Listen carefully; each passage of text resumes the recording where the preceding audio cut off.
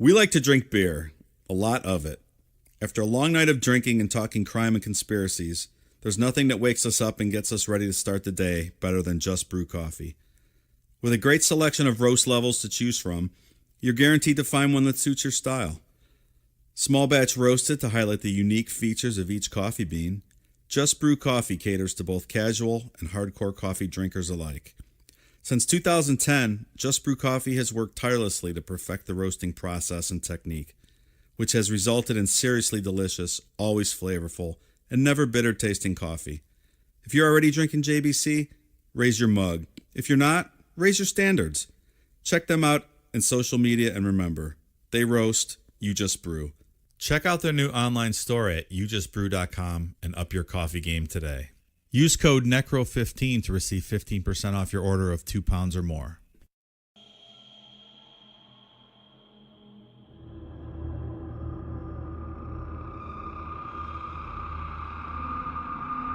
Today is part one of a multi-part series exploring Jonestown. In this episode, we take a look at Jim Jones's upbringing, his infatuation with religious preachers, and why he admired Father Divine. How did Jim learn to become so manipulative? What tricks did he use to convince people he was a natural leader? And how did he lay the groundwork for what would become one of the most infamous cults to ever exist? Also, the man had an assistant who managed and coordinated his own personal fuck schedule. I gotta hear about this. I'm Mike. I'm Ian. And I'm Dave. If you think you know the story behind the phrase drinking the Kool-Aid, stick around. It was fucking Flavor-Aid. It wasn't Kool-Aid, Flavor-Aid. Generic fucking Kool-Aid. This is Necronomipod. We owe our soul to the company store, trying to keep up with Whitey. We have the biggest color TV, biggest Cadillac. We think that's going to make us free. That makes us more in prison. That's why I don't own a car. I don't own any new furniture. I never buy any new clothes. I have never bought a new pair of shoes in my life. And that's why I am free, because I don't have to have anything. That's why I can speak my piece, because I don't owe any bills. I'm not afraid of losing my job, because I know I can go home and eat some greens on our church property. I'm free. You're not free with your Cadillac. You're doing just exactly what the man wants you to do. Buy his goods so you'll never have any real economic freedom. He wants you to buy everything he advertises on TV, so he'll keep you perpetually owing your soul to the company store. You're not free, you're a slave.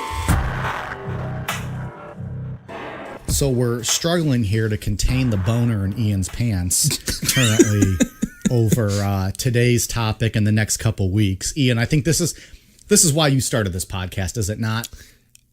Well, I've been itching for this one. Well, my original plan was to save this until we really ironed everything out. And big fan of Jonestown. This is your specialty. Yeah. This is your bread and He butter. couldn't wait. He couldn't fucking wait. This is like my season finale. I can just we can just quit the podcast. After this, we're gonna ride off into the sunset after these episodes air. Yeah.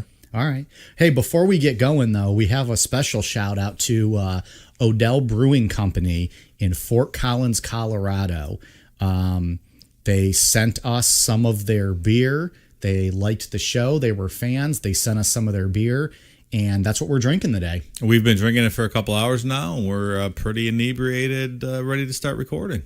Yeah. Some cool koozies, too. And they sent us some cool koozies. We got some swag along with it.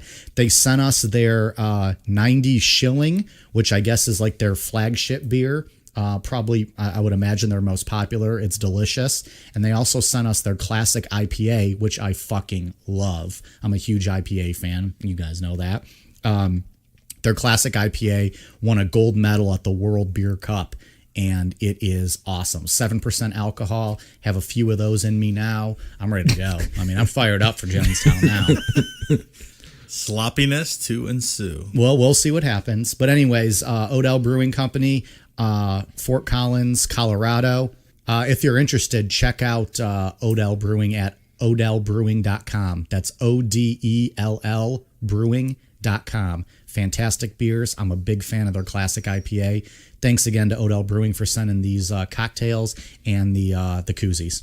Delicious. Thank you. So let's get into it, Ian. You've been salivating over there. Jonestown. Yep. So right off the bat, I want to thank Fielding McGee and the Jonestown Institute out at San Diego State. The amount of information there is unreal, and a lot of the audio clips we'll take from this and for the intros and stuff all comes from out there. So I just want to credit them And Ian is too modest to brag about it, so I'll do it for him. You've even sent them some articles that they've published and put on their website before, correct? Right, yeah. And I'm going to do another one. They post them in October. I think he reviews everything in October. Well, so tell us about your article.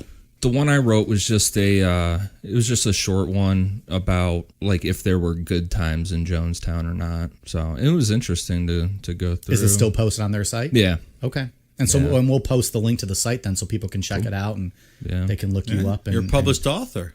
Look at that. Fucking cool. Yeah. And you got another one maybe this October? Yeah, man. If with the podcast, I don't know with doing all these notes if I'm gonna be able to or not, but I'm gonna try. All right. Well, you also have some legitimate paraphernalia too, right? It's Yeah. like you're a real aficionado here. Yeah, I don't know what it is about this story. I think it's all the audio, honestly, because Like you can imagine you're there with all yeah. Because it took me probably a full year to actually get through all the Guyana tapes. It's 170 tapes. They're all about 2 hours long. That's a lot of audio, man. I listened That's to pretty it all. disturbing. Yeah. We're not kidding when we said he's excited about these next few episodes. Yeah, and there was times that I had to take a break because I just felt like drained from listening Sure. to it because it puts you right in that, right in there. Yeah. Well, so let's get into it. So yeah, this one will be a 3-parter, and we're just gonna, this was a long game. It was like 20 plus years it took to get there, and take a look how he manipulated everything. And I think one of the things that we're gonna end up debating a lot is were his intentions good, and this turned into the ends justify the means, or was he just a straight sociopath that just saw the black community as something he could manipulate to get the power? So is this something we're going to maybe save until the end of the 3rd episode when we kind of just... I mean, I think it's just something we can debate as we go through. Yeah. Okay. So James Warren Jones was born May 13th, 1931 to James Thurman Jones and Lynetta Putman. His mom called him Jimba, was his nickname. And Lynetta, it was not his mother's birth name. On her birth certificate, it lists her as Lunette Putnam. And she was just described as being a pain in the ass just for the sake of being a pain in the ass. Like, she would change her name multiple times, but then not tell anybody that she changed her name. Like, she would go by Lynetta, she would add an A to it, whatever. Right. And then when somebody called her Lynette or something different, she would get like personally offended. Oh, I love women like that. They're so much fun. Almost like attention seeking, like drama queens. Yeah. Oh yeah. By the time she met Big Jim, he was her 4th marriage by the time she was 25 years old.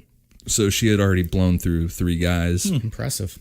Big Jim was a World War I veteran that had his lungs just completely blown out from a German gas attack. And so mentally and physically for the rest of his life, he was just kind of fucked up. Yeah. Yeah. Wasn't really able to hold a job or do anything.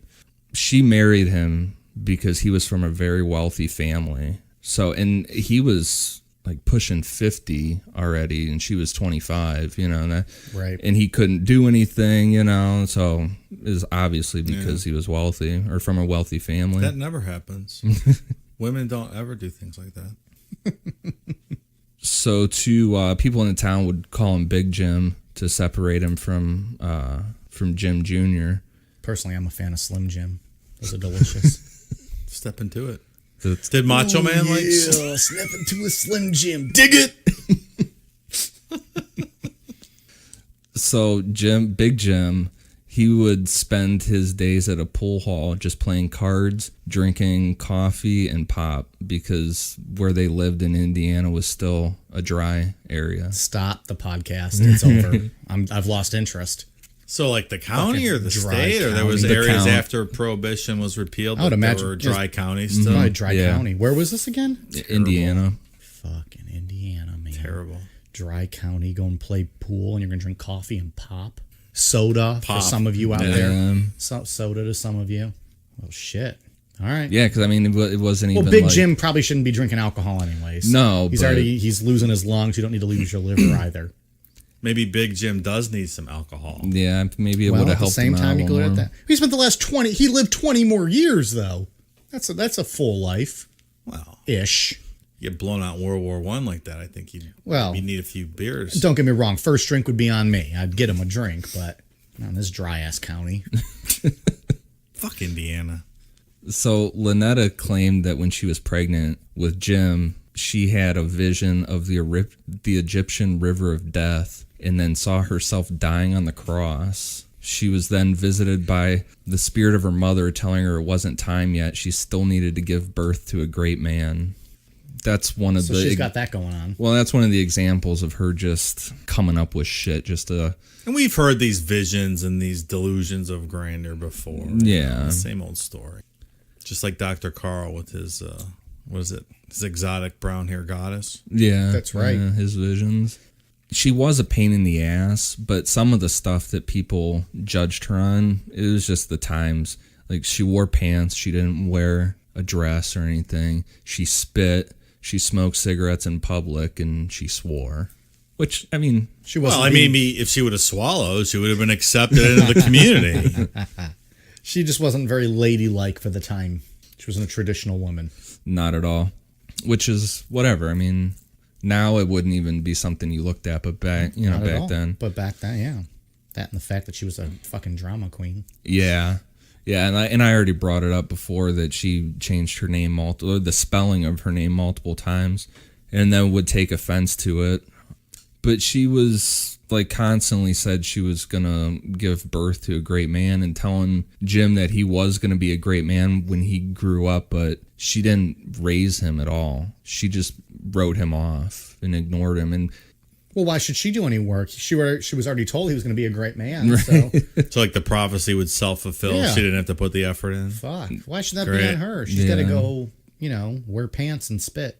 she was a big believer in reincarnation. So she would say stuff like that she did this stuff in a past life kind of thing. Of course. So she was owed a vacation in this life. Right. Okay, got it. Yeah, and like I said, she wrote him off basically when he was a baby. She said, "quote He looked like an ugly Eskimo." It's nice. Should make him live in the igloo out back. Some of the nicknames on these shows: Old Right. Saggy Baggy Eye. I forgot about Saggy Baggy. Yeah, Ugly Eskimo. He's great. Screen Door Intruder. We got some fucking awesome nicknames on this show. So since Big Jim couldn't hold a job, Lynetta worked in the assembly line at the Winchester Glass Factory. Wait, I thought they were rich. I thought he was from a rich family. Well- She works in a factory now? So Big Jim's family bought them their house and said that they would cover some of the bills. Okay. But Lynetta had to get a job and cover the Day-to-day rest stuff. of the stuff. Yeah, but they did buy him a house. That's nice. And she was like super pissed about that. She felt she was better than having to work. I bet. This woman feels entitled to Oh, everything. yeah. And for whatever reason, really weird, she wouldn't let Jim into the house if she wasn't at home. Wait, what? Yeah, she would lock him out of the house. So like at 4 or 5 years old, he's just wandering the neighborhood with nothing to do. That's terrific. Yeah, Thanks, Mom. Awesome parenting. right. And they said that What was Big Jim doing? down at the pool hall? yeah, and playing cards and hanging Trying not to out. die. And his kidneys or his lungs. Having some pop? Yeah, that's the thing too. Is like, why wasn't you figure Big Jim could at least watch him, not let him. Somebody step up to the plate. Yeah, not just let him walk around. Turn him into becoming a fuck. Yeah, because he loved animals, and they said like there was like a pack of dogs in the neighborhood that would just follow him everywhere. I don't know if he was just feeding them all the time, and that's why they followed him. But they said like they would just see Jim, like 5, 6 years old, just walking around with a pack of dogs behind him, just wandering the neighborhood. That's got to be a hell of a sight. So eventually, he was taken in during the day by a Nazarene preacher's wife named Myrtle Kennedy. And she started taking Jim to church with her every Sunday. And he absolutely loved it. And that was the other thing, is his mom was an atheist.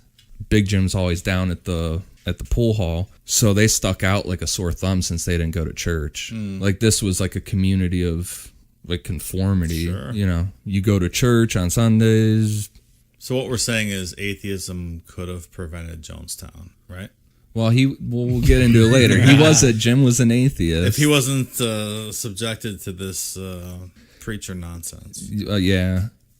So this is what had the first big impact on him, was the preachers. Yeah, and he also seeing had the way they can control the crowd. Right, and he also had he had become friends with a little boy that his dad was a pilot. And so for a while, Jim got real into airplanes. And I think, and then once he found the church thing, he gave up on the airplanes. But I think what he noticed was that, like at the airport, everybody looked up to the pilot. And then at the church, everybody looked up to the preacher. So essentially anyone who people looked up to and would follow and would believe in and look at as like a higher figure. Right. And so eventually he just started going from church to church, listening and taking notes on how preachers were doing their sermons and stuff. They said like he would just go sit in for an hour and then bounce out and go to another church for their last hour. Like he just was going all over the place. Church hopping, if you will. Right. Learning how to scam people. Yeah. I mean, well, learning how to win over their trust. Yep. Yeah. He immediately, as a kid, was not into stuff that other kids were into. And especially he had an obsession with death. One night he took the local kids with him to a local casket factory. And because no one locked their doors back in the day, they were just able to walk right in. And he had all the kids lay in a casket to see how it felt to be dead. Fuck that. That's creepy. That's terrifying. Yeah. He did it multiple times. Every time fewer and fewer kids would come with him because they're like, this is fucking creepy. Forget that. Right. I want to sit at home and eat my Campbell's chunky soup out of the can and not be fucking locked in a casket, you Right. weirdo. And then he would start having he would start getting dead animals from the side of the road and having funerals for him. And it would invite the other kids to attend. And like he would these would be like full blown, like he was the preacher funerals for these dead animals. Yeah, practicing that preacher scam. And we're still talking like 12 years old here? 10? Yeah. Yeah, 10 or 12. It's really strange. Really, really odd. Ian, what were you doing at 10, 12 years old? Watching wrestling. Yeah. Well, you and me both, brother. Yeah. Pretending to wrestle with my brother. So when older kids got weirded out by the funerals, he would start getting the younger kids to attend. And the younger kids were just happy to have attention from someone older. And when they tried to leave, Jim would bully them into staying. And that's something like right off the bat that he learned that real quick with the younger kids, was that the people that no one's paying attention to, that want attention or want something, are the people to go after. Those are the people that'll listen to you. Yeah. That's how all cults operate. Right. Lost puppies. And we'll see that with that's the thing. Was he a sociopath and saw the black community as something to manipulate because they needed things and he could give them to them? Or did he really want to help? Maybe some of both. Right. So with World War II going on, yeah, I mean, I guess you could say that he looked up to Adolf Hitler, but it wasn't it wasn't the policies of Nazi Germany. It was the showmanship of everything. Well, Adolf Hitler was a very charismatic individual. Right. I mean, he was able to convince, hundreds of thousands of people to follow him and to believe in him. So, obviously he's a piece of shit individual, but for someone like Jim Jones, who's attracted to these authoritarian figures who can command an audience and who can speak well and who can convince people to follow them, sure, I guess Hitler would be a good example for him. I guess FDR held the crowd pretty well too, though, back here in the homeland. Maybe it was the aggressiveness of Hitler's speeches. Probably the aggressiveness. The yelling and the standing. Yeah. FDR was in a wheelchair. It was just a bad joke. Oh, well. FDR is It's very offensive. polio. So, like, while the other kids were pretending to be American soldiers beating the Nazis, Jim would pretend that he was Hitler and have all the younger kids be his troops and be like command them around. So he a little bit idolized Hitler in some way, shape, or form. He's playing him as a kid. Yeah, well, and making all of the other kids be his soldiers. And I don't think It wasn't the kids Hitler message. didn't know what he was going on over there. I understand that. It wasn't the Hitler message. It was more so just him being in charge. Right. When kids would mess up or whatever, he would just whip them in the back of the legs with a branch. This is ridiculous. Yeah. Also, Mike, your FDR joke's going to live in infamy. I was thinking it was going to get cut out since no one got it at first. I'm leaving it in there. All right. So, and he didn't really have any steady friends at that time. Like, it was just... No shit? just bossing around 'cause these you're just little... Sounds this like a guy- fucking party. Yeah, this you friends with this guy, you're going jackass. to get locked in a casket and get your legs whipped with a branch. I hate this fucking guy already. Fuck you, Jim Dig him up Jones. and punch him in the fucking face. He eventually did get a steady friend named Don Foreman, but he would just constantly bully him and, like, shoot BB guns at him. Oh, that's a good way to retain friends. And it's the perfect example of Jim Jones not being able to let somebody leave him. Like, if one member left the People's Temple, he took it as, I mean, they had thousands of members. He was but personally offended. Right. If one person left, that was it, Right. And you see it here. Don wanted to leave Jim's house because it was time for him to go home, and Jim didn't want him to. So Jim pointed a .22 at him and shot in his direction. Nice. Yeah, and like I said, he just couldn't handle anybody leaving him or not wanting to. He didn't know how to deal with that. Right. I feel like he really did believe in racial equality. I think it's a little bit of both with him believing in it and Opportunistic. And preying on people who were looking for someone to help them and to listen. right. As a teenager, and this is like 15, 16, he would go to the black side of town and just stand on a corner and preach to everyone how everybody's equal, and they listened to him because no one came over to that side of town at that time. No white people did. Here you got this charismatic kid out here, yelling about how everybody should be equal and stuff. Right. I don't know if I'm buying it. I don't know. He picked up his mom's bad habits, and he just was like too good for everyone, and he wouldn't speak to anyone else unless he spoke to them first, and he was always dressed up like he was going to church all the time. Which makes sense because that's the people he kind of idolized Oh, yeah. and saw himself after, the preachers. But to other kids, it's weird. Absolutely. You know what I mean? Get your disagree. ass beat. Yeah. Unless you're a good enough talker that you can talk your way out of it, which I feel like he might have been able to do. Yeah. And then in high school, he wasn't very good at sports, but he was good at organizing things and getting people to listen to him. And he started a basketball league. And this is very odd because he has been known to love animals throughout his whole life, but it ended when he just let a puppy fall down a trap door and die. Well, was the puppy the ball? What Yeah, does- I don't what does understand. What does that have to do with the it? basketball league? Well, because it was at I should have said this before. It was at practice for one of the basketball things, and for whatever reason, there was a puppy there. Yeah. And he let it fall and die, and everyone was like, "Well, like, why the fuck did you do that?" And then they all just quit because they were weirded out by the fact that he let this puppy die. It's the worst part of the story thus far. And it's bizarre because he liked it, from all accounts, he Right. liked animals. So It was a misunderstanding. right.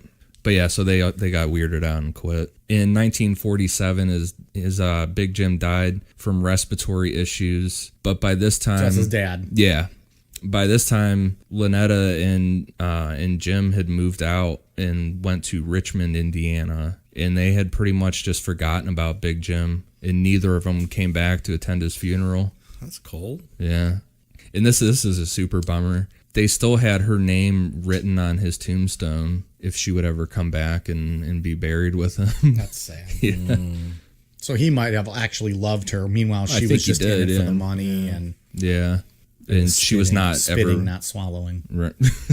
And she was not buried next to him. So That's sad. yeah, but when they left, so they weren't getting any financial help from Big Jim's family. So Jim and Lynetta got jobs.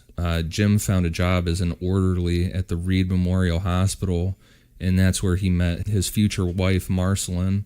He was great at his job, made it super fun and comfortable for people, like older people, with changing diapers. And I mean, it seems like this would be a job he would do very well at. yeah, Why do you say that?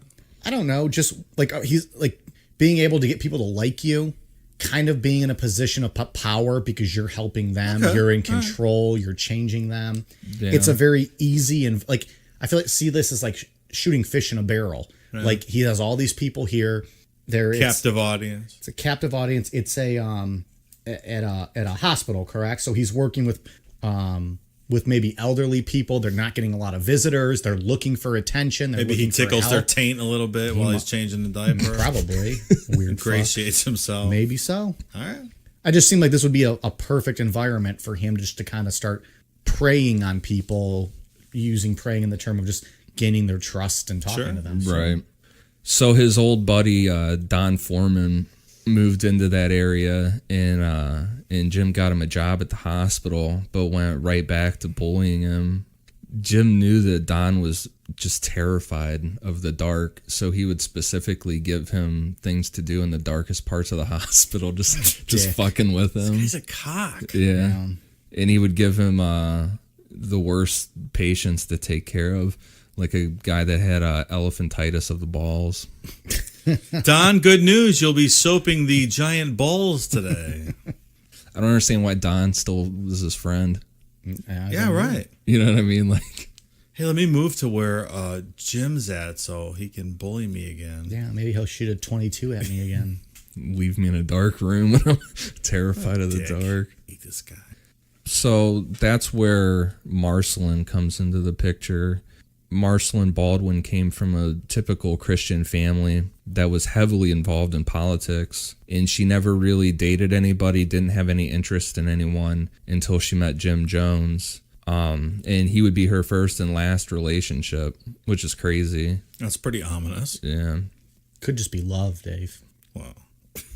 Yeah, I mean, and she was just a really nice person. The only thing that was ever said about her, like being rebellious or anything, was that she voted a straight Democratic ticket one time because her family was all Republican. Hell So- yeah. Here's to you, Marceline. So that's how. I mean, we're talking Indiana here, dry Yeah. counties. Yeah. Fucking balls out. Love Are we it. still in Indiana? They Yeah, moved away? yeah. Richmond, Indiana. So that was her rebellious phase, was just Look voting at a straight her. Democratic How ticket. dare she?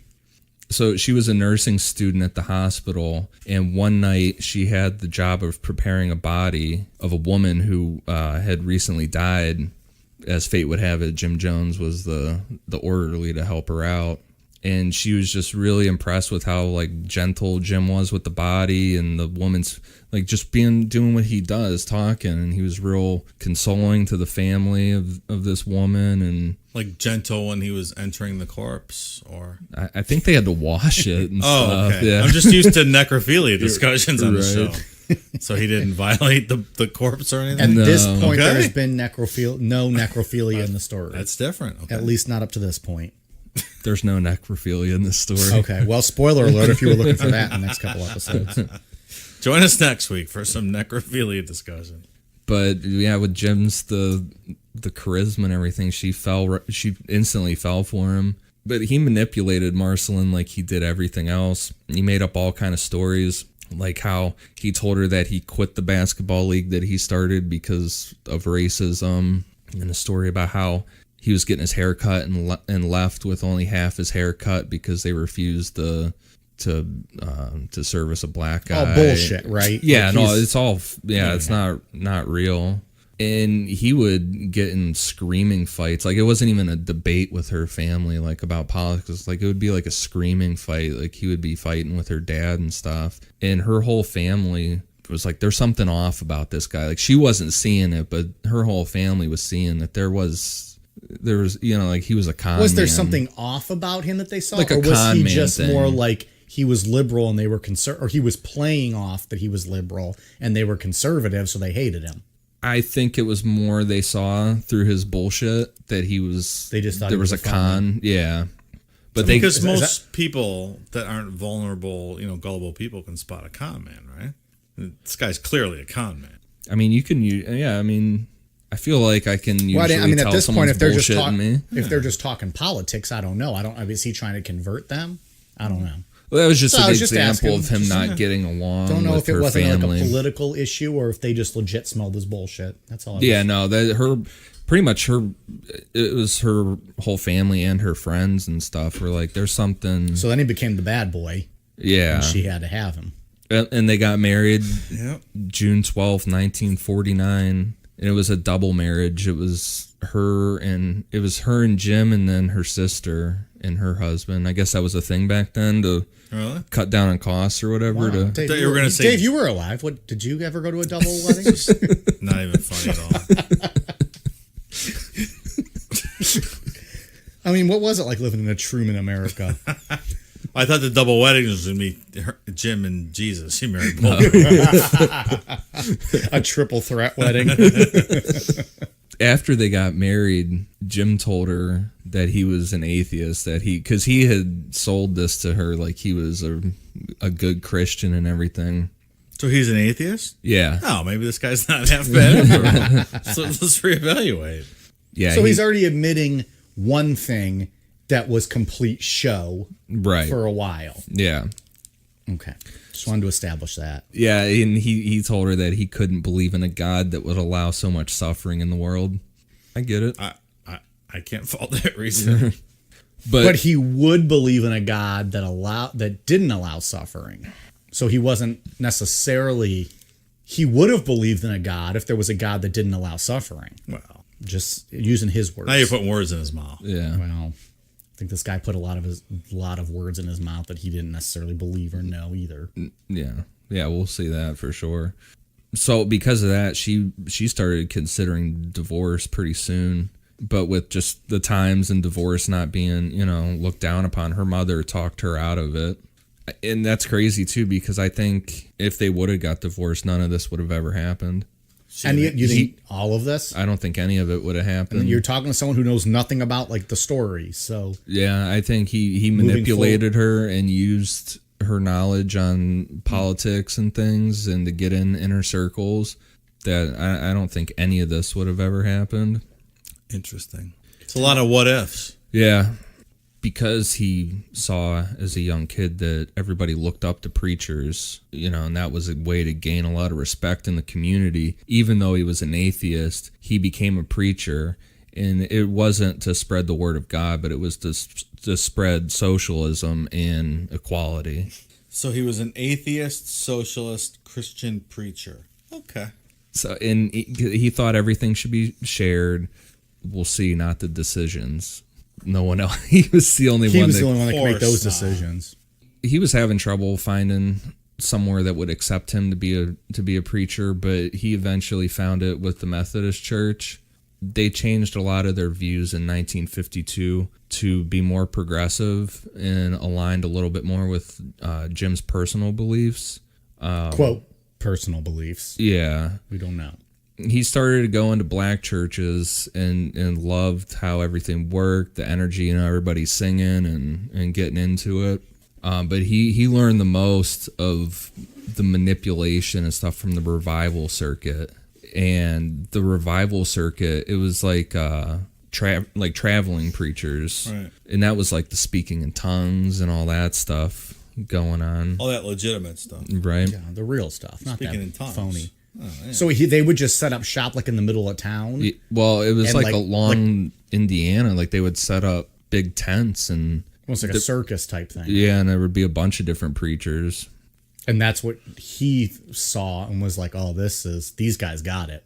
Oh yeah, and like the preachers would use a plant in the crowd to perform a big healing, like people getting out of a wheelchair. Like those people really weren't paralyzed, but Whoa, yeah. that's not real? Those healings? Stop. Next thing I know, you're going to tell me the Ultimate Warrior didn't actually beat Hulk Hogan at WrestleMania 6. Are you going to tell me that right now? Because if so, I'm going to flip a table. Let's move on before I get upset. And because Jim was just going to these things by himself, he wasn't a well-known preacher or anything. He would just walk around the crowd and just listen to what people were saying, like if someone was complaining about something or something going on in their life, because he had this crazy memory where if he heard your name once and heard one of your problems, he would remember it and be able to single you out and I can't remember by name. I can't remember a motherfucker's name when I meet them initially. Like 5 seconds after you shake I go to their shake their hand, like, Right. oh hey, I'm Mike. Hey, I'm so and so, and then I turn away and I'm like, wait, what the fuck was her name? Because I just get so like, I just want to meet them and get that awkward interaction over with. I can't remember I do that all the time. Yeah, Like I would remember if I saw their face in 20 years, but I couldn't tell you their name 5 seconds. yeah. It's crazy in the tapes recorded at Guyana. There's a little over 900 people there, and in the meetings, he's calling people out by name and like personally talking to just all kind of people. It's crazy. I mean, that's a skill, man. It's a People politician have. thing. Absolutely. Some people have that. They can remember names and faces and tell you whatever you told them. And yeah, I wish I had some of that. I do I don't not. give a fuck what you had to say. I won't remember it. I don't care. You're an idiot. I just don't like talking to people very much. But So we're sitting in a fucking basement drinking beer. With like On a just tape close group delay. of friends. We can edit it, make it sound nice and pretty. Which we don't. We don't edit everything, obviously. This is just a perfect podcast from the minute we roll. But yeah, that's why. Can't wait till we take this show on the road. Start doing meet and greets. Live shows are like, oh, what you guys doing? All you 10 people in the audience, what's going on? You just get like that little one little applause. yeah, so I mean, like he didn't have, even though he didn't have the plant to perform a big, crazy healing thing, get somebody out of a wheelchair or something like that. He listened to people talking and would hear that if they were complaining about something, he would be preaching. He would call them out. He would say, so and so, whatever, someone's name, and be like, I'm hearing from God right now. I got it. I'm feeling the energy, whatever. Yeah, of course, makes them feel special. He's like, you're having this problem in life right now and stuff, and people bought it, man. And I can get it if you already believe in that stuff, and here you've got this guy coming up, you have no idea he was listening to what you're saying, and then all of a sudden he calls it out perfectly to you, and he quickly got the reputation that he was hearing stuff from God, or at least at very minimum that he did not even believe in. Yeah. Oh yeah. No. Yeah. He doesn't even believe in it. I don't think most of those preachers believe in God. I think they all know they're phonies. I don't think any of them believe it. Just like I don't believe that. I would say they believe probably more in the money and the fame than they do in God. They might believe in God, but it's not as important to them. I think it's just like beer drinkers who tell us they like IPAs. Stop. I think they all hate IPAs. It's fucking delicious. But they just like to say they like IPAs No. because everyone else likes IPAs, and it's like a beer. What snob have thing. I ever done to make you think I don't like an IPA? I don't believe people I actually love like it. IPAs. I'm currently sipping on Odell Brewing Company's classic IPA. It is fucking fantastic. I don't believe anyone likes the taste of IPAs. They're delicious. Personal opinion. Delicious. Just being trendy. Just being trendy. Oh, that guy likes IPAs. I love Yes, 'cause I love triple 90-minute, 45-minute hop IPAs. You know me, triple double Mr. hops. Trendy in my NASCAR t-shirts and my Chuck Taylors walking around. The most hops allowable on planet Earth. Oh, this is so Yes, good. the more it's so hops, the bitter. better. My lips Yes. are pursed and I can't even open my mouth. That's not what happens. That is not. But yes, you are right. The more hops, the better. I like to feel like I'm punched in the mouth with a sip of an IPA. Ian, you appreciate a good IPA too.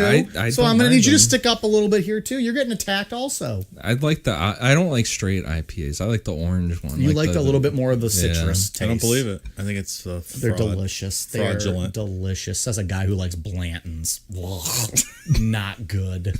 Stop it. Not good. Ridiculous. Fantastic. Speaking in tongues, faith healing, and IPAs, all fraudulent nonsense. Let's move on. So as he was doing the revival circuit, he was getting money from collection things here and there, and he went into the inner city of Indianapolis and opened a storefront church called Community Unity, and it was made up of an all-black congregation. In Indianapolis wasn't like particularly violent towards black people in the 50s, but they didn't want them around either, you know. More passive aggressive racist. Yeah, I mean they didn't let them go to restaurants or anything, but they weren't fire hosing them in the streets like right. Alabama, sure. Yeah. Because white community leaders would meet with black pastors to hear their issues, but nothing would ever change. They wouldn't do anything about it. Lip service. And this is how Jim Jones built his congregation, because he would start off his sermons by asking anybody if they had problems. And one example that's in the book, Road to Jonestown, there's an old woman that was having problems with her electric company. Like, she was paying her bill on time and everything, but they weren't turning her electric back on. They weren't fixing it and stuff. So Jones sat down with her, helped her write a letter, and when she came back to church the following Sunday, her lights were back on. And so he would do that with everybody, and so word started to spread throughout the black community that, hey, there's this white preacher down here, and he's actually getting stuff done. He's not just going to talk and listen. He's getting it done for us. So do we feel he's a little bit genuine, some part genuine, or is he just an opportunistic, self-serving kind of person? If you're asking me, not the expert who's just hearing this, I think he's a bit opportunistic. I think it's a little bit of both. Okay. I think he really did believe in equality, but I think there's a little bit of an end game here, that he realized that this was going to be the way to build this thing up. Sure. Okay. To make some more money, because the church was small at the time, Jim sold spider monkeys door to door for $29 each. I'm going to come at you like a spider monkey. Talladega Nights. I would buy a spider monkey if someone came to my door for $29. There's a funny interview in one of the Jonestown documentaries when a lady ended up joining the People's Temple because he sold her a monkey. Like, she bought it, and he was like, "Oh, by the way, come to church." Come to church. There's plenty more of these. So I'm looking up a spider monkey. He just walked around with these things, selling them. Mm-hmm. He had a car full of monkeys. I don't know. What the fuck? I sent you that picture of him and the two monkeys he's got on his shoulders. Oh yeah. All right. Yeah, I'd probably buy a spider monkey for $29. Oh yeah. So yeah, I mean, he was doing, and at the same time as selling the monkeys, he was also still going down to the revival circuit stuff, and he was doing work down there. People were really buying into it. He had up to 1,000 people come see him heal. Eventually, they would have to start turning people away. Do people pay to go to those things? And I'm not sure. They probably did, huh? I don't know. Yeah, I don't know that. And so gradually, as he was gaining people, you start to get to that the ends justify the means, where he was getting people that were more interested in the racial equality aspect of him and were fine with him lying about God. So he let those people in on the secret that he really didn't believe half of what he was preaching? Yeah, like when he would be able to like read people, and if somebody was into the racial stuff, he'd be like, "Hey, that's what we're doing here. Really, we're not doing the God thing. The end is the racial equality and socialism." Okay. So he's talented at reading people. Oh yeah, and being able to prey on what people are their own personal beliefs, and then he would just adapt his beliefs to fit what they were thinking. If it was racial inequality, that would be his number one thing. If it was, I have cancer, I need to get rid of this, that would become his number one concern. If it was God, that would be his concern. Yeah, there's a sermon with him where he says, I can be anything you want me to be. If you need a father, I can be your father. If you need a preacher, I can be your preacher. If you need a God, I'll be your God. And that's a perfect probably definition of what he did and what he thought he was. Yeah. So with these people that were fine with him lying about God, they would become his plants in the crowd, and he would call them out and tell them that they had cancer, and then a second plant would escort them to the bathroom, and Jim would start doing his healing stuff, the preaching aspect of it. And when the plants came back out, they would have chicken guts in a paper towel, which Jim said was the cancer. And people ate it up, man. They bought it. Oh, they ate up the chicken guts? No. Oh. I'm kidding. But yeah. Chicken livers? No, but seriously, don't eat the bad. chicken guts. I've never had chicken liver. Tasty.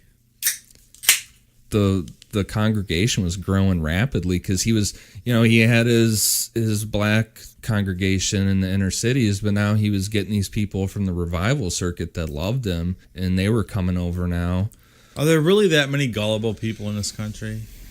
I guess there are, but Well, I think it's really hard to believe. I think at this time, I don't think there's revival circuits now, really. Not like this, where they set up a tent and have thousands of people Yeah, come they have into big it. mega churches now, and they do the healing Well, yeah, indoors. that's true. Yeah, I think that. Oh, it's a different time, obviously, but I don't know. He's a charismatic guy who knows what to say. He's going to the right areas and saying the right things to win people's trust, and that's what he's doing. At the time, I don't know. I think part of it is it's easy for us to look back and say, "Oh, these people were fucking so gullible and duped." At the time, maybe it wasn't so easy. I don't know.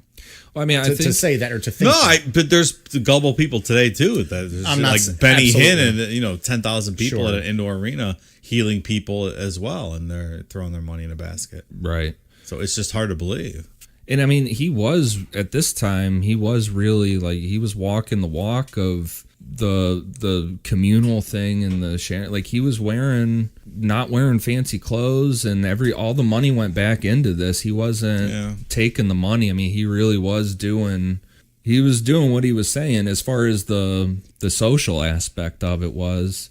Do you think a lot of the religious stuff you had just said before? Who'd you say, Benny? Benny Hinn, the Dude, guy how hits much- you in the face and you fall down healed. I always think Ernest Angley. Ernest Angley too, local guy. How much of that do you think is legit? Like the crowd and like the money, or do you think some of it's just kind of a work? Obviously, the healing is a Like bit of a work. plants in the. Yeah, and even like just saying they made this much money, but they're really not making as much as they make it out to be. Maybe it's funded by just certain private groups. No, it's just fucking ridiculous. Yeah. Not to take us on a tangent. Yeah. I mean, I think then after a while it could be for real, not plants, but other people, like a placebo kind of thing, for some stuff. Like you want to believe it, and Well, I mean, yeah, I agree. I guess like People that want whole to. feeling of community and stuff. I just can't get past the not being real fact. I don't know. It's Chicken guts, It's man. nonsense. Chicken guts, dude. But yeah, so I mean, it was growing big time, and by in 1956, Jim Jones bought a former Jewish place of worship that had the word temple carved on the outside, and then Jim Jones finally came up with the name People's Temple Dun, dun, dun, dun. without the apostrophe, because in a socialist society, no one owns any. You're not claiming ownership of it. Interesting. People's without the apostrophe, no one owns it. Look at that. Not sure I grammatically agree with that, but Wow. okay. If There's no ownership. put that on the here. list of arguments you have with this this story thus far. All right, now I'm gonna drink a couple more Odell Brewing beers here, These are tasty. and we'll be right back. Today's episode of Necronomipod is brought to you by Beardology. There are a lot of imitators out there, but there's only one place I buy my beard oil. Beardology beard oil nourishes your skin and won't leave you with that greasy feel. With over 17 cents available in their extensive product line, I trust my beard to Beardology. You can find Beardology at beardology.co. Use code NECRO15 to receive 15% off your purchase. Beardology. Discover the best way to avoid the shave. So a large portion of the People's Temple membership was always elderly people, even up until the end. And that's why, I mean, the whole thing is murder, because we'll see going down that he prepped these people for years for the end, for what was going to happen. But in Jonestown, it was a third children, a third elderly, and a third adults. Okay. So at minimum, if anybody wants to make the argument that people went along with it, at a minimum, 300, a little over 300 people were murdered, because those were all children. Kids, yeah. that didn't have an option. But Jim and his wife Marceline would start adopting elderly members of the congregation to live in their personal home, and eventually that turned into full-blown operational nursing homes. It's like they take these old people's houses and turn them into nursing homes? No, they were taking people to live with them in their house. Their own home. In their own home. Oh. Like Jim and Marceline were taking these elderly people in, and then eventually they built their own nursing homes. Just keep building more and more. Okay. They had they had a few just full blown operational nursing homes, and that did a couple things for them. He got the money from the elderly people because they signed over their assets to him. He was able to give jobs to younger, primarily black members of the People's Temple that would have never had a job before, where it was hard for them to find a job. Right. And then he gained the community's trust. So that's a big thing with like people saying like, well, why didn't they just leave the cult? Well, a lot of them had nothing before, very little, and now they got jobs and he reeled them in. He also founded a soup kitchen called the Free Restaurant that served around pretty close to 3,000 people a week. He ran clothing drives and organized youth groups around the city to keep kids off the streets. So, I mean, at this time, he was walking the walk, right? He's doing good stuff. Yeah, I mean, he was doing good stuff. It's just the crazy thing about this that it just takes such a turn eventually, you know. The biggest thing, though, and this is like everything else, it just wasn't enough for him. He wanted political influence. And Marceline had grown up, like we were saying, in a very political family. So she would go to the city meetings and scout out everything for Jim. You know, the next couple days or week, whenever they had their meetings, he would go and know exactly what to say to and who to say it to. Was he gaining political clout in the city? Like he was starting to. Yeah, he was starting to at this time. Okay. I don't know if I put it in the outline or not, but he became in Indianapolis the director of the housing. Really? Yeah. Huh. Yeah. So that's interesting. Yeah. So yeah, he was gaining, and then we'll see in part 2 when he gets to San Francisco, he's got some major political pull over there. But around this time is when Jim discovered Father Divine, also known as the Messenger, and also known as the Reverend Jealous Divine. Also known as Sean Combs, also known as Puff Daddy, also known as P. Diddy, also known as Diddy. And the symbol formerly known as Prince. Fuck Prince. And Jim just kind of took all of Father Divine's methods and just repackaged them. Oh, but who was Father Divine? So Father Divine started in 1919. He ran an integrated black and white cult that accomplished what Jim was trying to accomplish. It was very very successful integrated group. In Indy as well? I believe in Philadelphia. Okay. Father Divine had a very successful compound. He convinced followers that he was actually God and had the pick of having sex with any of his female followers. So, all right. He was doing the typical cult thing. You know, he had complete power. So Father Divine's followers believed in him so much that when his wife Pendania, otherwise known as Mother Divine, died in 1942, he replaced her with a 21-year-old white girl named Edna Richards, and he said that when Pendania died, she jumped bodies into Edna and was now known as Sweet Angel Divine.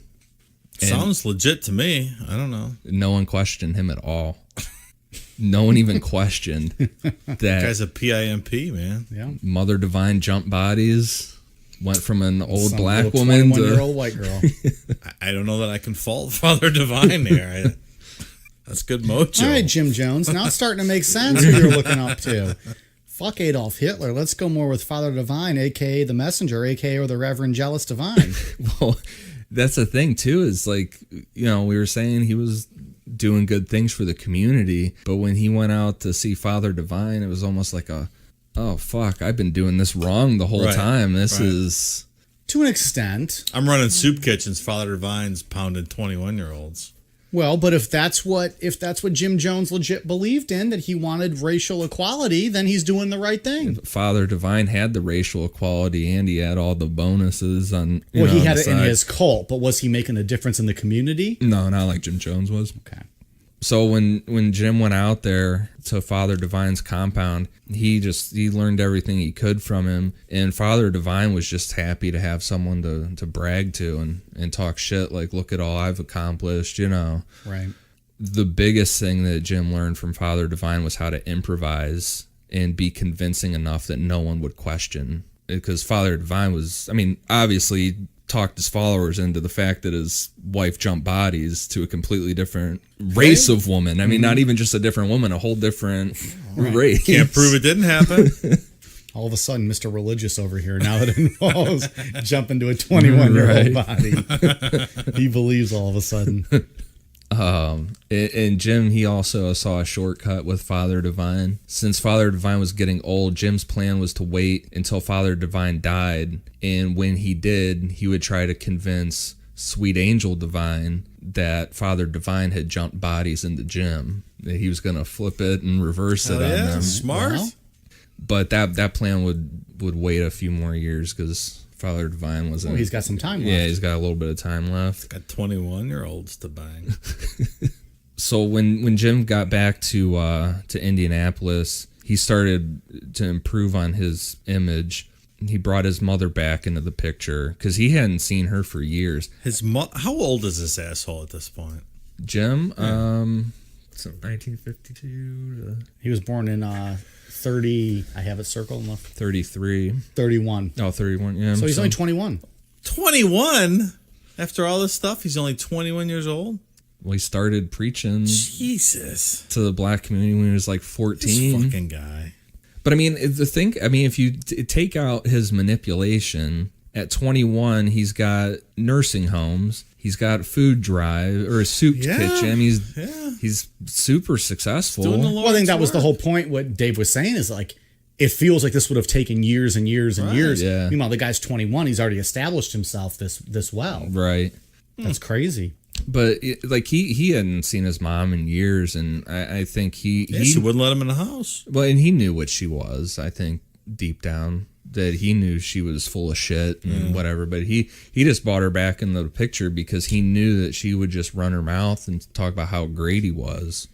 So she got a job. Shit talking runs well to that family. No, doesn't it? right. So she got a job as a prison guard at the local women's prison. To further improve his image, Jim and Marceline decided to start a family, even though back in 1952 they completely failed at raising her cousin Ronnie. Ronnie came from a broken home, and he always wanted to go back to his mom eventually. But Jim just decided Ronnie was his now. You're mine. Right, and he said that he could raise him better than anyone else could. And Jim started basically like gaslighting the kid and filling his head with all these lies about how his mom didn't love him anymore and all this shit. And it backfired on him because Ronnie saw exactly what Jim was doing. He didn't buy into This is like the first guy to not buy into the bullshit. Yeah, and Jim He got out in time. Yep, and Jim took it as again like a personal insult. But the kid wanted to go back to his mom and say, "You can't just say you're mine now. That's not how taking care of a kid works." Sure. So Jim and Marceline adopted a 10-year-old daughter who was Native American named Agnes. They also adopted 3 Korean children, son Lou and daughters Suzanne and Stephanie. Stephanie died in a car crash, so when their biological son was born, he was named Stephen, but they spelled it Stphan after the sister Stephanie. And then in 1961, they became the first white couple to adopt a black child in Indiana, and he was named Jim Jr. They also adopted a white child named Tim, and that would complete what Jim called his rainbow family. Pioneers. Gosh. Yeah, there's a TV interview. You just sent a photo of that too, his rainbow family. Yeah. So we'll probably post that. Yep. Yeah, it's crazy that he was the first to adopt a black child in 1961, huh? Yep. Interesting. So by 1961, Jim had very loyal supporters. showed the community that he was a family man. He's got all these adopted kids and everything. And then he started to gain political influence. And through all of that, he almost by himself desegregated the whole city of Indianapolis, from restaurants to hospitals to getting people jobs. That's interesting. Yeah. In an example, what he would do is he would go to a restaurant where blacks weren't welcome, and he would go there with a group of people from his congregation and sit down, and they'd be like, no, we're not serving you, you know. And he would be like, well, I'm a really important person in this community, you know, you're embarrassing me right now, whatever. And they would throw him out. Then he would come back without people from his congregation. He'd say, look, you're gonna let us sit down, and I promise you I'll pack the place, you know, whatever. And then he would come in off hours where it wasn't lunchtime, whatever, and just fill the place with people. And that was like one of the strategies he would use, and slowly businesses started desegregating. It sounds like this guy could have been a civil rights icon instead of the fucking piece of shit he turned into, huh? Yeah. It's interesting. After he was successful with getting places to desegregate, then he would go around all the black communities in the area with flyers with the restaurant or the business or whatever, and say, like, this place is friendly towards you now, like, you can go here. Yeah. Huh. But the only thing he wanted in return was just absolute loyalty to him and loyalty to the cause, which to means socialism. Financially and emotionally and mentally and everything. Mm-hmm. And if anyone was acting selfish or materialistic, they were to be reported to Jim immediately. And materialistic was just like buying yourself something extra, like a new shirt or something. It wasn't like... How dare you try to look nice. Right. So it was a control thing. He just wanted control over everybody. Yeah. Right? I mean, that's all he wanted, was just absolute loyalty to him. Which just, again, I think leads me to more think that it was more about just having the control than it was about actual personal beliefs about desegregating the cities or about civil rights or anything like that. It's just more about having the control. He found a system that he could break into and he could prey on, and he did that very well. Yeah, I mean, that's like one of the big questions that you can always go back and forth on with this, is what were the real intentions. Yeah, so that's my little side thought right now. And again, we have a couple episodes to discuss this. We'll see. Right. I don't know. Yeah. He seemed to be doing work, though. I mean, he was. That he Well, you didn't have really to have- you have to do the work, I think, to get more of the control over the people. I But don't again, know. I'm only basing it on what we've discussed thus far. Yeah. You would think a guy that was trying to single-handedly desegregate a whole city, that he would have a lot of people that didn't like him. But he didn't really have any enemies. Like, people got along with him. But any successful cult, you have to have enemies. Sure. You have to have somebody opposing you. So you have someone to speak out against. Right. So Jim staged his first fake assassination attempt.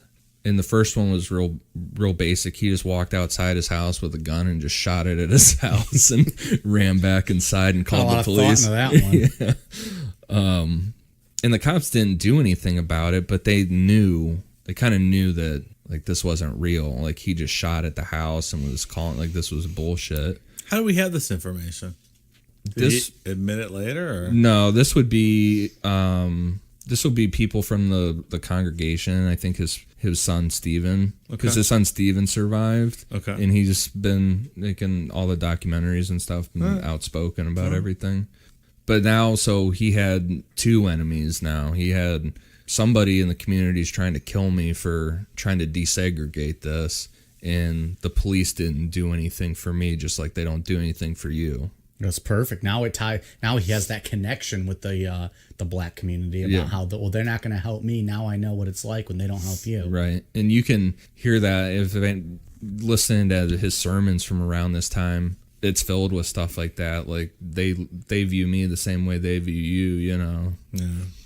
So he's willing to do these fake assassination attempts. He's willing to help people out, but then they must pledge their utmost loyalty to him. I think it's like with him being a kid. People who truly care about civil rights aren't doing this. Even politicians aren't doing this. They're not making you pledge their utmost loyalty to them. Right. Well, They're no. helping you, and then they're saying, if you agree with my cause, vote for me. I don't know. Again, I just think that for me, that speaks more towards it's just about the power and the control. It's a huge part of it. Yeah. I mean, it's absolutely It's the major part of it. It's at least the major part of it. Yeah. And this is real. This isn't like there's not much real debate on this. At around this time, he became obsessed with the idea of nuclear war, and this was during Russia being a threat and stuff. Okay, he got Cold War.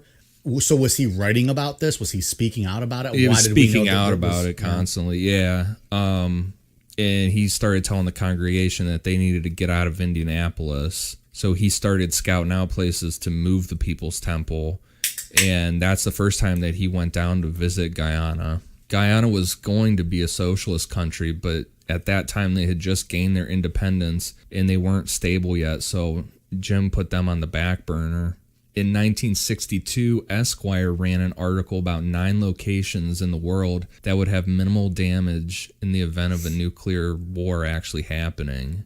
Even though Eureka, California was on the list, Jim decided to try Brazil instead, which was also on the list. Which it would have made sense to try California before you go down and try Brazil. Yeah, possibly. Logistically, it might be a little easier. Right. Just my opinion. So Jim packed up his family and left the congregation in trust to some pastors that he was friends with, and went to Belo Horizonte, Brazil. Sweet. Big mistake, Jim. Big mistake. Does he speak Portuguese? No. Jim? No. No? No, he speaks Brazilian like everyone else who lives there. I'm kidding. Yeah, no, and this was a complete failure for him. Because of poverty in Brazil, he figured he could do the same thing that he did in Indianapolis, but he didn't take into account that he doesn't speak Portuguese, like you said, and there was tons of missionaries there already like thriving, and so They weren't about to buy his bullshit. right, and there was no one to save from racism like there was. Yeah. Sure. The only thing that he gained out of Brazil was a story that he told to his congregants over and over again when he got back, that some woman there wanted to have sex with him and he refused. When she pushed more for Like it. the honest man that he is, he refused. Right. And he told her if he did it, she had to donate $5,000 to a local orphanage, and he did. Oh, That's a sacrifice, man. What a sacrifice by him. But he used that as a thing of I know he did. Well, I'm sure all those hot Brazilian chicks were all lining up to pay this fucking troll $5,000 to bang him. Yeah. See this fucking guy? I mean, look at the pictures. I know you had mentioned Elvis. He kind of looks like Wayne Newton to me. He's like a young Wayne Newton. I think it's just the hair and the sunglasses that make me think of Elvis. He's not a great looking guy. But you know what? I admire him for that sacrifice he made. Yeah. To cheat on his wife with some hot Brazilian girl. But in exchange, he would do this because she was paying $5,000 to, what was it? The local local church? orphanage. An The orphanage. Yeah. What a good man. But he would use that as an example of sacrificing things for the. Of course. So here's the question. So did that really happen? Or was that like one of those stories he made up? No, that did not happen. It did not even happen. No. Okay. I just thought maybe he got busted cheating and that was the excuse he No. made. I mean, it's safe to assume that no one paid $5,000 to fuck Wouldn't- Jim Jones. Of course not. But I'm just saying. I would agree with that. My point was, did he get caught cheating? And then that's what he said as the story. No, we'll see later that he gets away with cheating. No, Okay. no questions asked. That's just an odd thing to make up then. Why would you even give if you were going to make up a story, why even give a chance to show like a weakness in yourself? It shows Like, that he's that he willing was to sleeping around. sacrifice himself. But for there's, them to go like- to the cause. But he could have said, "Oh, they beat the shit out of me," and then they donated $5,000. Instead, he got sexual pleasure out of it, and they donated $5,000. Well, you would 'cause- think he would have thought of more of a better sacrifice. I had to go 4 days without food or drink because they held me captive, but then I got out and they agreed to $5,000. Well, it's probably a setup for later. So they can manage his fuck schedule that you referenced earlier. Yeah. Well, that's a good point. That would be Maybe my so. thought. Maybe so then. And there's tapes from Jonestown recording where he's ranting and raving, talking about that he's fucked for 5 hours at times till his dick is raw to get money or whatever for the cause and stuff. Such a sacrifice, man. He goes on some ridiculous sex rants. This guy's a saint. Yeah. He spent 2 years in Brazil, and back in Indianapolis, the temple was absolutely falling apart because people were coming there for Jim Jones. They weren't going to see these other pastors. They wanted Jim Jones. And the only reason that he admitted, because he could never admit failure. Because he was afraid. Like, that's why he would go after people who were going to leave him. Because he was afraid. Like, he didn't like when people didn't trust him or left or whatever. Right. And you could even make the argument that what happened in Jonestown was just because he wouldn't admit failure. I mean, who knows? But we'll get into that later on. But because of JFK was assassinated, he used that as an excuse to go back to the U.S. and say, like, well, I was doing good work in Brazil, but shit's going to hell in the U.S. and my congregation needs me, so I'm coming back. Me here. But when he got back, there was only a small part of the congregation left, and desegregation and stuff, it all went on without him. Like, it wasn't like he wasn't needed. It wasn't solely on him. Things moved on without him. But with that, he learned a big lesson, which was to never let power get away from him again, because he had pretty much lost everything. But that was a big turning point for him. Great. But he was still scared of nuclear war, so he went back to the Esquire article and decided to scout out Eureka, California. And he got word back that Ukiah would be a perfect place to move the People's Temple. So Jim convinced his followers by saying, if you weren't afraid of nuclear war, then you would be living a better life in California. And if you liked your life in Indianapolis, it was because of Jim Jones. So you need to move out there with him. You owe him. So in 1965, Jim took about 100 members and moved to Redwood Valley, California, right outside of Ukiah. But there was the problem with Ukiah, just like Brazil, is there wasn't any problems out there for him to fix. My niece and nephew live in Ukiah. It seems pretty awesome. Really? Yeah. Yeah? That's interesting. Is there a big statue of Jim Jones out there? I don't know. There's a lot of weed. I know that. When they got out there were a lot of there wasn't much to grow the congregation. There was a lot of white people just didn't really want anything to do with People's Temple. But well, sure, there wasn't like a segregation issue. There wasn't racial tensions. I mean, there were racial tensions, but it wasn't like Indianapolis where Right, it was a white community. Right, yeah. So it was It's not an urban area. Yeah, right. Right. They weren't concerned with that. He wasn't going to attract black people, and he wasn't going to convince white people. There were some white people in the area that had more progressive views, so those were the people that he went for. And they needed money, so he shifted the recruitment from black and poor to rich and white. And he started recruiting educated white people who had just wanted something different, wanted equality, and wanted to help out. And at this time, he started screening new members, and they wouldn't just let anyone join. You had to have, the right attitude towards. Why did he start now? Was it because it was a new area? And you're bringing in. They were less vulnerable. You probably had. Yeah, you're bringing in white people. Yeah. That are. They weren't as strong to the cause necessarily, right, as in Indianapolis. And they would screen these people without him even knowing it. It would just be like a little old lady talking to him, and if they passed, then they would go back to Jim and tell him what was said, whatever, and then Jim would go in and talk to this person and immediately have a personal conversation with them. And would it just be like random, like you like a diner and some old ladies talking to you? Well, they would have like events, Okay, like, I see what you mean. Like cookouts or whatever at the People's Temple, and come have a bratwurst and learn about the People's Temple. Get on my fuck schedule. We're not there yet, Dave. Oh, sorry about that.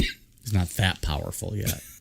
But they needed undesirable people too, because they were just as important as people that had money. Well, meaning poor people, not right. Well, like people that were in jail, Okay. or addicted to drugs or something. They would Not just well-off suburbanite right white people. because he did need people to fix too. Right. So he would bail people out of jail. Like They lot didn't of what, want just Ugg boots and soy macchiatos at their meetings. They wanted more than just fucking basic suburban white people. right, and what, like, say someone's family member got thrown in jail for something, but then the family member wasn't part of the temple. He would bail them out and then be like, "Get in here, I'll turn your life around." And then once he turns their life around, now they owe him. Are we boring you, Max? Sorry. The hell of a groan was that? He said, "Fuck Jim Jones." He's like, "Are you guys done yet? I'm trying to get to bed." And he was always this generally paranoid person, but he started to bring that into the followers. And he sometimes just would randomly say that they had entered an accident cycle. Jim would say that he had a vision of a disaster coming, and the only way they could avoid it was if they believed in him. One of the followers to actually fall to one of Jim's accident cycles was a man named Whitey Firestone. He was one of the members that caused a bunch of trouble all the time and was often brought into the front of the congregation just to be yelled at. They would just like shout him down. Look, Whitey, you fuck. What's your problem? What are you whipping with branches like you did those kids back in the day? No, nothing physical yet. No. We'll get to physical punishments, All right. but Okay. right at this time they were just yelling at him. One night after he got yelled at real bad, he accidentally drove his whole family off of a cliff. That's unfortunate. God. Jesus. I don't know why we're laughing at that. That's terrible. Well, it's kind of debated on whether if he did that on purpose or if it really was an accident. I'm talking about Whitey. Yeah. Jim doesn't love me anymore. I've heard on the tapes how they yell at each other. They get brutal sometimes. I just picture this guy getting, because it sounded like from reading the Road to Jonestown, like Whitey got it worse than anybody at this time. Like they were really shitting on him. Poor Whitey. As soon as Jim heard about the accident, he rushed down there and he climbed down the cliff and pulled them all out of the car. One of Whitey's kids died in the crash. The rest of them survived. And Jim used that to validate these accident cycles. He claimed to have healed Whitey and his family, but one of the children had to be they died because they didn't listen to him with the accident cycle thing. And that's what he would use to preach to other people. Yeah, it'd be like, look, I saved them. I did my part as the hero to save them, but because they didn't listen to me, they lost a kid. Yep. Yeah.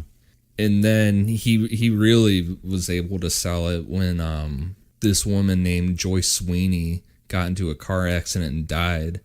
Jim told her, and he didn't really tell her this, but this is what he told his congregation happened. He said that he had a vision and told her to stop and meditate for 2 minutes before leaving, and she didn't, and so she got in the accident. Oh, of course. How convenient. Right.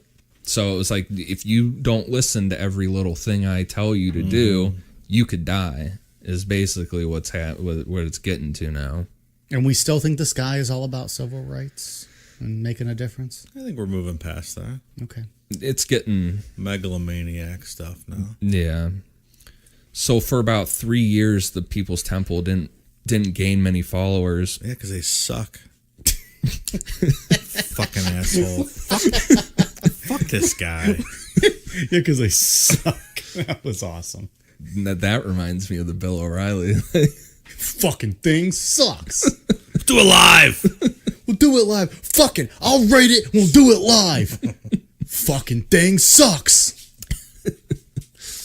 Thank you, Bill O'Reilly. Best things you've ever said. Well, no, the best thing he ever said was when he got sued for harassing the girl he worked with, and he was talking about in the shower and asked her if she used the falafel on her on herself in the shower when he meant to say a loofah. Fucking jackass. The falafel. Is there tape of that? Oh, I've yeah. never heard that. There's written transcripts somewhere, I think. Yeah. I'm asking her about the falafel Falafel's in the delicious. shower. He was Not sending so a bunch delicious. of text messages Oh, too, yeah. wasn't he? Ask her Yeah. about the falafel in the shower. You guys like falafel? I love falafel. I don't even know what that is. I've never had falafel. I always Oh get. my I, God. love- I mean, I I know always, it's a so food. good. I always get shawarma. I'm a big I shawarma like the fan. shawarma. Lamb shawarma. I love is lamb the shawarma. best. It's the best. I get it no onions though. Fuck onions. I don't like onions unless they're cooked. Okay. Don't give me that raw shit. You don't want to raw dog your lunch? No, I don't want fucking raw onions in my mouth. That's what I want. Or don't want. So like just everything that happens with Jim, he saw an opportunity to manipulate stuff when Martin Luther King Jr. was assassinated. After he was assassinated, one of the largest black churches in San Francisco held a memorial service that was open to the public. And when Jim heard about it, he figured this was the best, great opportunity to meet more people. So his whole congregation went there at the time, and they stuck out because they had white members, and it was odd for that church to see white members, but they embraced everybody. Everybody was got along and stuff, and they started talking to people afterwards. And Jim said, invited them to Redwood Valley. You come anytime you want. So he saw this as like a recruitment event. Oh yeah, Like, let's go show face. We'll go to the funeral. We'll talk to people. We'll show them that we're black and white united. Right. That's exactly what this is all about. This is what Martin Luther King would have wanted. And, this is, come join us. Yep.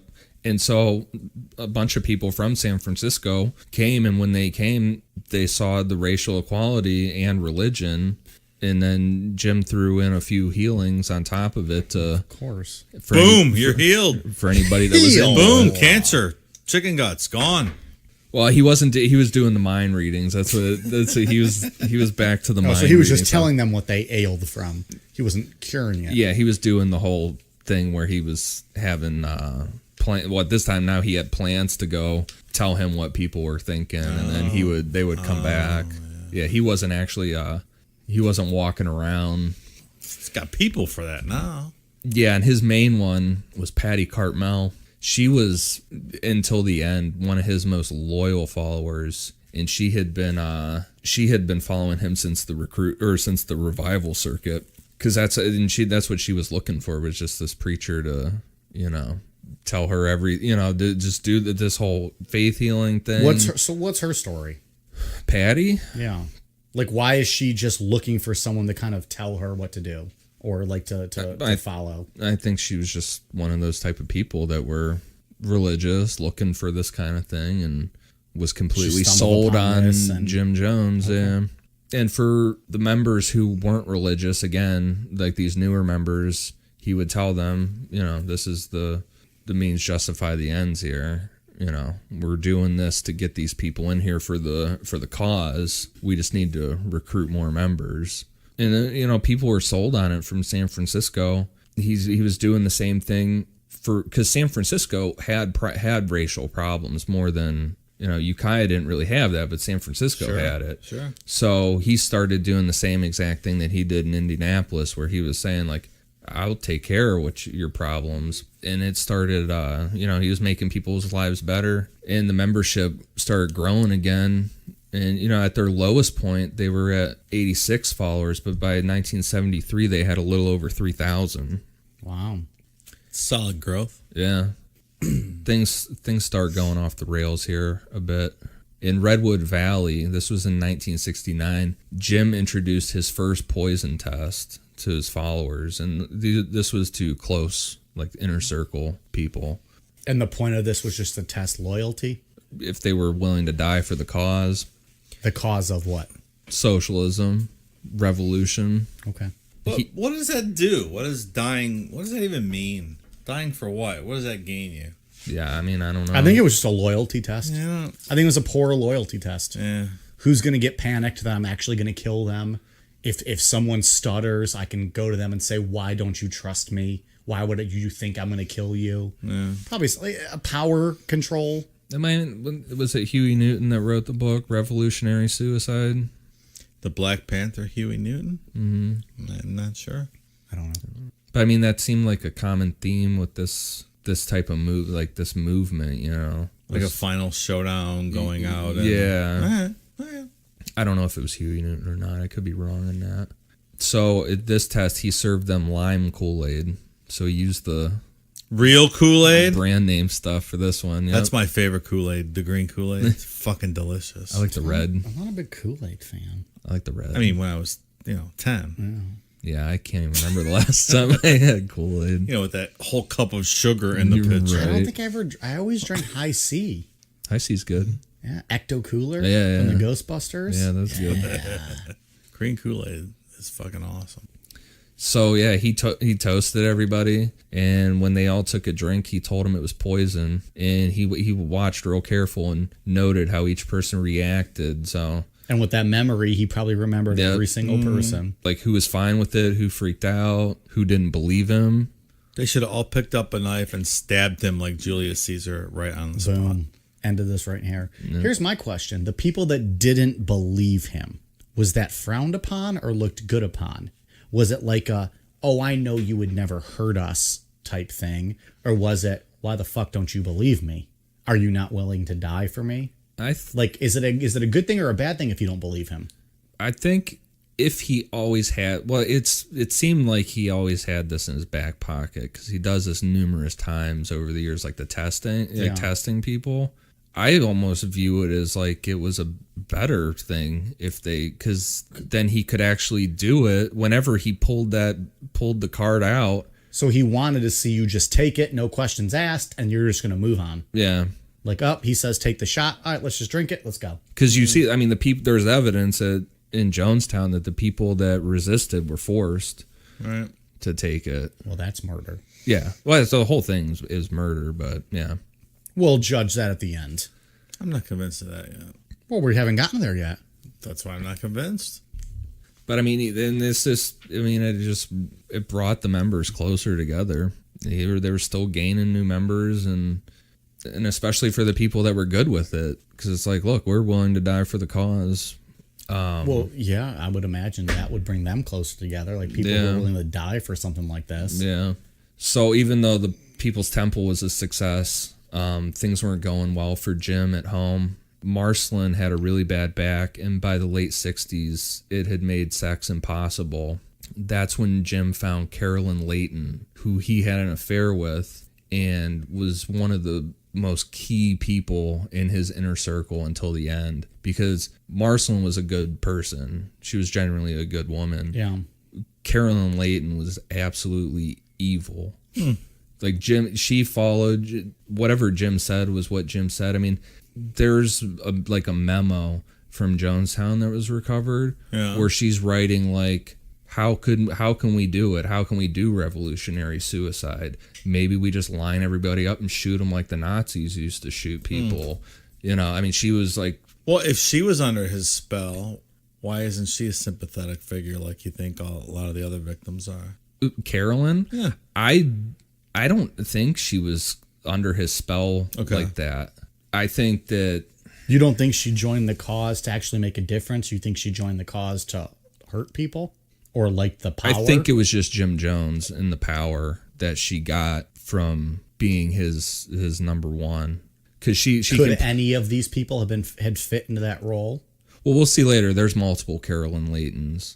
At the end of Jonestown, it's basically Carolyn Layton, her sister Annie Moore, and Maria Katsaris, which was another one of his mistresses, were basically almost running that. They behind were all the on the scenes. fuck schedule? Oh yeah. Oh yeah. I don't know if Annie Moore. I don't kill know if everyone, Annie was. man. Got a That good fuck thing going. schedule was 24/7. I don't think Annie Moore was on the fuck schedule. She might have been a little quick half-hour Tuesday afternoon. But like I said, he chose Carolyn because he saw it in her that she was an evil she woman. had the I guess you'd call it the guts to do stuff that Marceline didn't have. Because Marceline was just a good person. Right. Who should have divorced back in the day, and her mom talked her out of it. Yeah. Notice there's a woman villain in every story that we've told thus far. Yeah. Well, actually, what's our this thing behind every I think Behind bad every man. bad man? There's a worse woman? Yeah. Carolyn wasn't she wasn't immediately didn't go for Jim immediately or anything like that. She was convinced by Patty Cartmel in one of their inner circle meetings, Jim was talking about how he wasn't having sex with Marceline at home. And so, and Patty, I feel bad for Patty. She offered in this meeting to, like, basically, like, I'll fuck you, I'll do it, whatever. And she was not an attractive woman. Wait, why do you feel bad for Patty? Well, because Patty was just, well, here, I'm going to tell you why I feel bad for Patty, because she offered to fuck him. And he said, no, I got something else for you. I'm going to put you in charge of my fuck schedule. So you're going to make a schedule for me of all the people that I'm going to be fucking. And feel free to leave yourself off that list. Yeah, exactly. Did she write a autobiography like Too Ugly to have Jim Jones put his cock in or something? I'm the one woman Jim Jones wouldn't fuck. Well, poor Patty. Yeah. So, but she Pretty sure she gets her comeuppance. who? Patty treating everyone else like shit moving forward. No? Hey, next time, man. Next time. Is Patty not that evil of a person? Is that all she does is run his fuck schedule? Oh yeah. She just truly believed in Jim Jones. Okay. No, she's not. She Then just truly believed in him. Why are you projecting on Ugly Patty? I stand corrected. I thought she had more of a role than just running a fuck schedule. No, she That was it. She You're like, ran nope, the- man. That was it. ran the fuck Patty, you're schedule. not going to get fucked. Maybe you like to run the fuck schedule. That made her feel important, and she did it. But so she convinced Carolyn Layton to be with Jim. She basically said, like, Jim needs this to keep going forward, to be Jim. He won't be able to lead the cause if he's not. If he's backed up, he Yeah, can't lead the right. cause. And it's that's crazy too that Carolyn Layton was married when she came into this. She was married to Larry Layton, who Larry Layton is the one at the end. We'll get into him at the end, where he's the only one to be charged with a crime for this because he was captured at the airstrip. Yeah. So Jim basically stole his wife from him and said, "Look, I'm taking your wife now, but I'll replace her with a hotter wife." So he grabbed someone from his congregation and was just like, "Well, you're gonna be Larry's wife now, and I'm taking his wife." And this guy went like, "All right, whatever." That's like The Walking Dead, where he took Dwight's wife. But Yeah. he didn't give him another one, though. That is true. That's like Some of us don't watch that show, Yeah. so it doesn't make any fucking sense. Negan. Yeah. Let me put this iron on your face, and I'm going to fuck your wife. now. Right. So Carolyn will be the evil bitch moving forward. Oh yeah.